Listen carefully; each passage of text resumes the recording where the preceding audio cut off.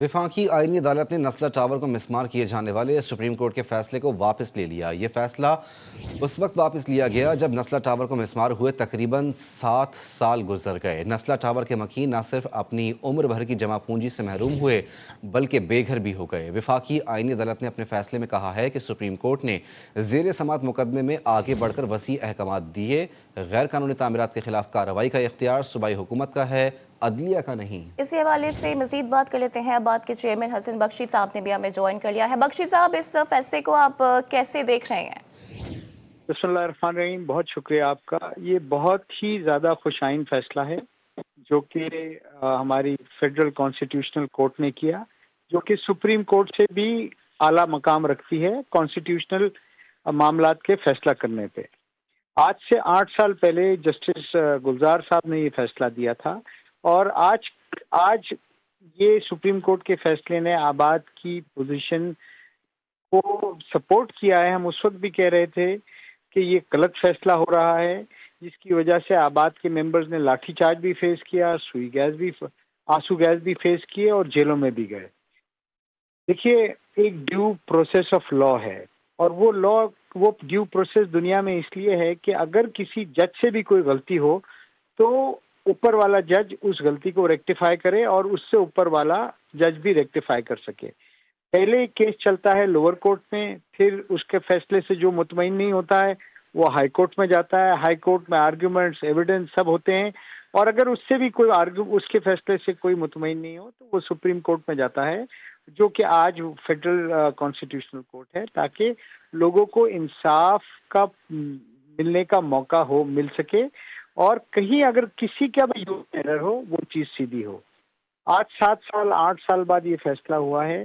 میں ان تمام لوگوں کے ساتھ میرا دل ہے جن لوگوں کا اس نقصان کی وجہ سے انتقال ہو گیا۔ نہ صرف نسلہ ٹاور بلکہ رائل پارک بھی ہمارے ایک ممبر کی بلڈنگ تھی، وہ بھی جسٹس گلزار نے اپنی ڈیمولیشن کروائی، جس کی وجہ سے لوگوں کا آج تک نہ صرف فائنینشیل لاس ہوا، لوگ اپنی حسن جان بخشی سے صاحب، گئے۔ جیسے کہ عدالت نے یہ فیصلہ واپس لے لیا ہے سپریم کورٹ آف پاکستان کا، اب جن لوگوں کا نقصان ہوا نسلہ ٹاور کی مسماری کے بعد، ان کا نقصان کا ازالہ کیسے کیا جائے ان 7-8 سال بعد؟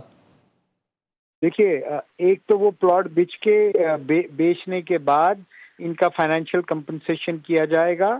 میں سمجھتا ہوں فیڈرل گورنمنٹ نے بھی اور پروونشل گورنمنٹ نے بھی اپنا حصہ ڈالنا چاہیے، کیونکہ آج قیمتیں کہاں سے کہاں پہنچ گئی ہے۔ And as a matter of good will, as a matter of good will gesture, justice Gulzar صاحب نے بھی اس فائنینشیل کمپنسیشن میں اپنا حصہ ڈالنا چاہیے، تاکہ اس ملک میں ایک نئی مثال قائم ہو کہ اگر کسی کے ساتھ زیادتی ہوگی، اگر میں یہ اگرچہ سمجھتا ہوں کہ یہ قانونی بات نہیں میں کہہ رہا ہوں as a matter of good gesture and acceptance of a mistake which he committed, وہ بھی اس میں اپنا کچھ حصہ بخشی ڈالیں۔ صاحب، کانسٹیٹیوشنل کورٹ کے اس فیصلے کو آپ کیسے انالائز کریں گے؟ بیکاز جب یہ کورٹس بن رہے تھے تو کافی شور و غوغا تھا، لیکن اب یہی کورٹس انصاف کی فراہمی میں حلاول دستے کا کردار ادا کر رہے ہیں۔ یہ اور اس سے پہلے ایف ای ڈی کا ججمنٹ، اس سے پہلے اور جو 7E کا ججمنٹ، یہ تمام فیڈرل کانسٹیٹیوشنل کورٹ نے کیا۔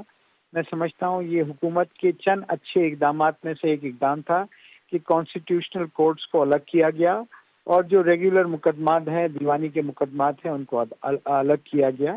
ورنہ اس سے پہلے یہ ہو رہا تھا کہ دیکھیں، میں ان کورٹوں میں تھا جب جسٹس گلزار صاحب کہتے تھے کہ میزائل لگا کے بلڈنگوں کو اڑا دیا جائے، مجھے 1950 کا کراچی چاہیے۔